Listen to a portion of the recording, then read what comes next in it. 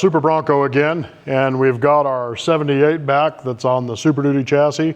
And now that the body's on, we've got, well, pretty much all of the running gear completed on it and ready to start the wiring. We've got some of the parts on the inside. We're pretty close to where we're gonna land at the final weight for this. So our ride height was way off, because if you remember me discussing this chassis before, we originally built it for a buggy and not a full body. So we got the full body on there, and the back was sitting probably about 8 inches lower than it should have been. So we ordered a bunch of new springs, and then we're gonna rework these coilovers. We're kind of a little bit ahead on this because we've already got the preload on them and everything like that. We're just swapping out springs to achieve ride height now. So we'll go ahead and get started with that, and I'm just gonna do a simple spring swap on our last coilover, and this is gonna be our right front coilover. We've already got the left front completed, and then I've got the other two right and left rears done as well. And the spring rates, of course, have changed substantially with addition of the body versus just a light cage and fuel cell in the back. So here we go. Fox 2.5 inch coilover, remote reservoir, pretty nice unit. The only thing I don't like about these really is they have a split nut up here rather than a dual nut assembly. But it's quick and it's easy. There's just a few things you want to watch out for on these particular types of nuts, and that's where they split. You could actually get a lot of debris in these things if you're out making adjustments after you've been in the sand or the dirt or anything like that. So you want to make sure that you clean them out thoroughly, blow them out before you start moving this nut, because you get a lot of the debris that gets caught in this gap, and as you rotate this, it will sure enough get down into the threads and tear the threads up. And then you're gonna have to put this on a lathe, which we've had to do before, not with these ones, but with other ones, and then chase the threads to straighten them back out again so they're usable. So cleanliness and then lubricant is key when you're putting these together. And this is just a simple white lithium, and we'll shoot it on there, and it'll give it a little bit of lubricity when we're moving it. And like I said, these things are not real heavy springs on this, so it's even with the preload, we can easily pull this nut off and get it backed off so that we can get our new springs on. And we've got about 3/4 to the plus side on preload on these. And just as a good starting, we're just gonna put these other springs back at that 3/4 preload. You can see how easy this thing's moving. A lot of that's the white lithium and the fact that it's clean.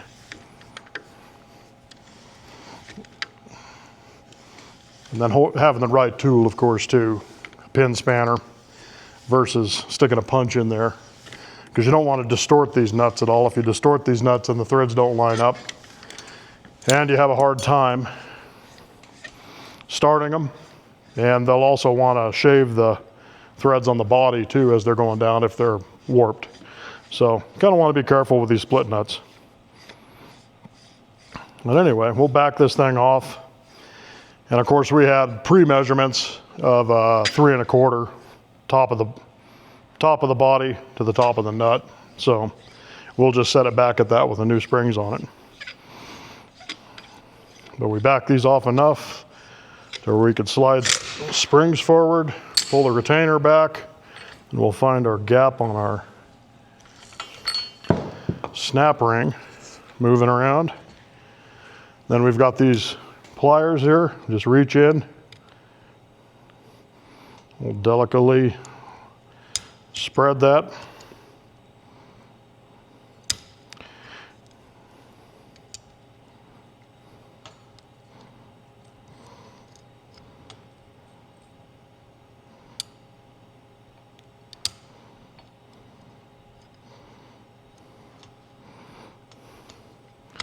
Of course, this one's gonna make me play around with it a little bit to get it off there.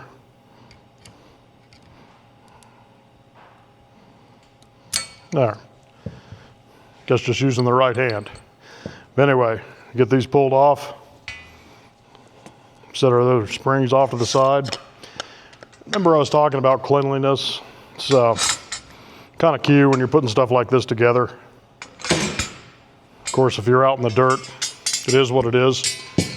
Do your best. But since we're in the shop here, there's no reason not to just take a couple minutes and get all the old grease and the dust and everything else off of these before we go back together with them. This is definitely easier than chasing a thread.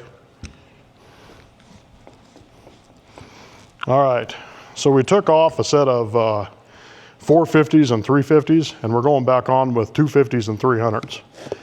Our goal here is to drop the front end down on this thing just a little bit. So we've got our first spring we're going on with. It's as simple as this. Like I said, we've already got the preload set, and these things have been on there on the chassis, so they're matched up to where our travel is on it. So a lot of the hard work's been done. We're just swapping springs, and that's how you achieve the different ride height.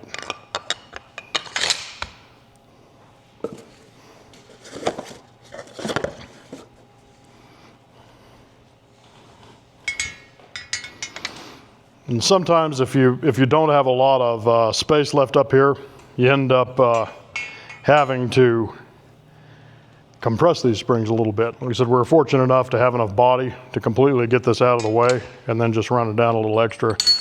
Just happens to be how we spec these out.